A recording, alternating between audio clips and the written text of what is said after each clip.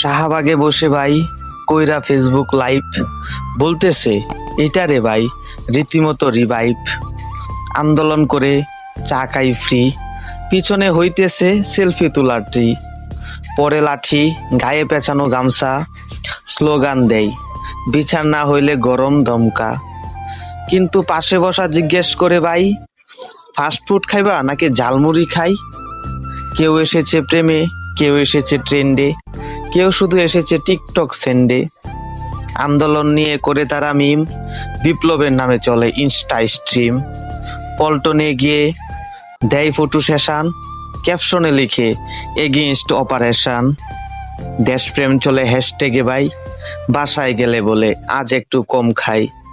নেতা হইতে চাই গলায় বাঁধে রুমাল, কিন্তু বলে স্পিচ দিব আগে খাই ডাল।